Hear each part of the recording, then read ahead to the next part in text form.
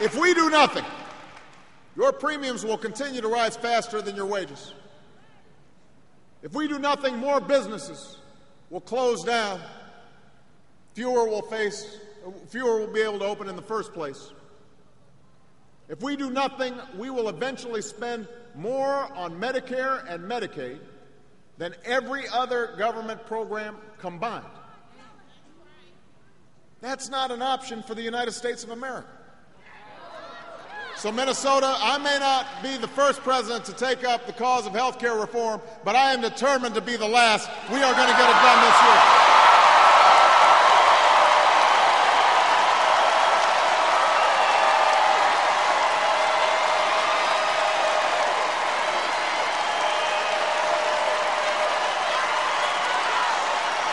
We are going to get it done this year. The good news, here's the good news. We are closer now to reform than we've ever been. We've debated this issue for better than a year now.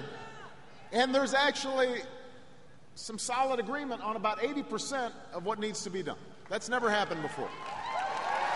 We've got our overall efforts have been supported by an unprecedented coalition of doctors and nurses and hospitals and seniors groups. Even drug companies, many of whom were opposed to reform in the past, this time they recognize, you know what, this is not going to be stopped. We've got to get on board. Now, what we've also seen in these last few months is the same partisan spectacle that has left so many of you disappointed in Washington for so long. We've heard scare tactics instead of honest debate. Too many have used this opportunity to score short-term political points instead of working together to solve long-term challenges.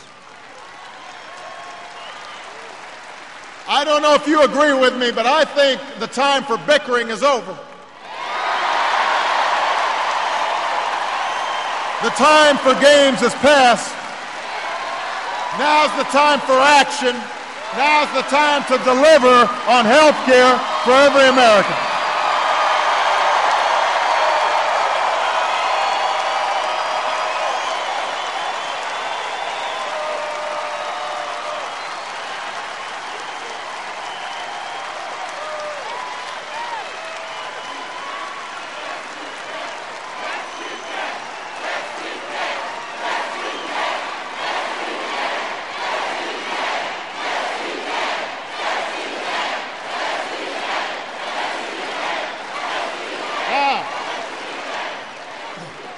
Because even after the speech, there's been a lot of misinformation out there. I want you to know about this plan that I announced on Wednesday so that when you go talk to your neighbors and your friends, and, you're at the water cooler or buying Starbucks or whatever it is that you're doing, I want you to be able to say to people, here's what's going on. The plan I announced will provide more security and stability to those who have health insurance. It will provide insurance to those who don't. And it will slow the growth of health care costs for our families, our businesses, and our government.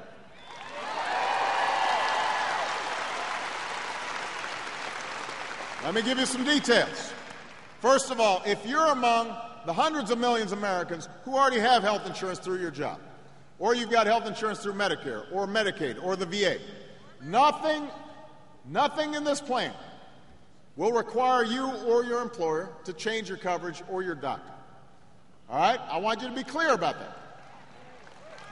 Let me repeat, nothing in this plan requires you to change what you have if you're happy with it. What this plan will do is to make your insurance work better for you. So under this plan, it will be against the law for insurance companies to deny you coverage because of a pre-existing condition.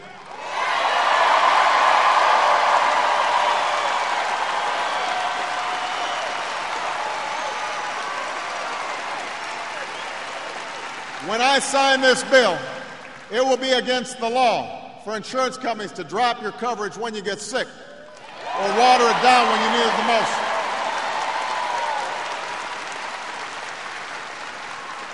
They will no longer be able to place some arbitrary cap on the amount of coverage you can receive in a given year or a lifetime.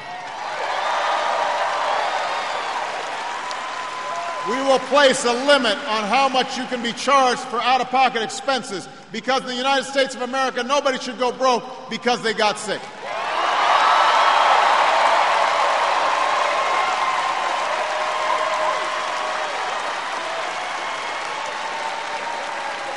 And insurance companies will be required to cover, at no extra charge, routine checkups and preventive care like mammograms and colonoscopies, because there's no reason we shouldn't be catching diseases like breast cancer or colon cancer before they get worse.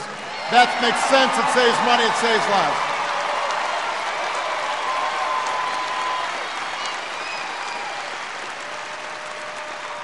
Now, if you're one of the tens of millions of Americans who don't currently have health insurance, the second part of this plan is going to finally offer you affordable choices. So if you lose your job or change jobs or want to start a business, you'll be able to get coverage. You will have confidence that affordable coverage is out there for you, and we will do this not contrary to what folks say by some government takeover of health care. We will do this by setting up a new insurance exchange, a marketplace where individuals and small businesses will be able to shop for an affordable health insurance plan that works for them. And because there'll be one big group, these uninsured Americans will have the leverage to drive down costs and get a much better deal than they get right now. That's how large companies do it. That's how government employees get their health insurance. That's how members of Congress get good deals on their insurance. You should get the same deal that members of Congress get.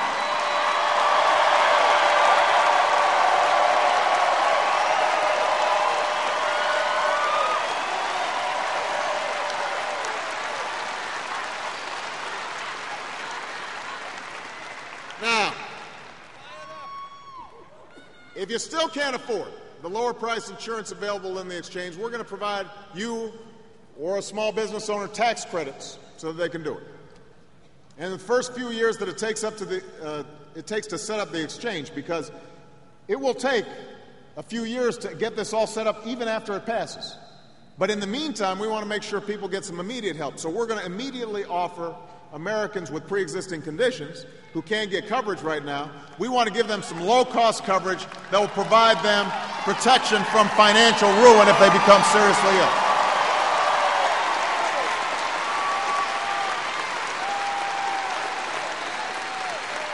Now, I've also said that one of the options in the insurance exchange, most of the folks who are going to be offering insurance through the exchange are going to be private insurers.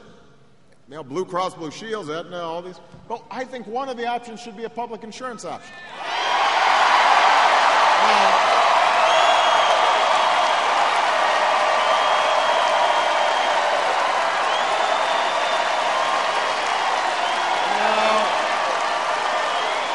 Now let me be clear. Let me be clear. It would only be an option. Nobody would be forced to choose it. No one with insurance would be affected by it. But what it would do is it'd provide more choice and more competition. It'd keep pressure on private insurers to keep their policies affordable, to treat their customers better. I mean, think about it. It's the same way that public colleges and universities provide additional choice and competition to students. That doesn't inhibit private colleges and universities from thriving out there. The same should be true on the health care front.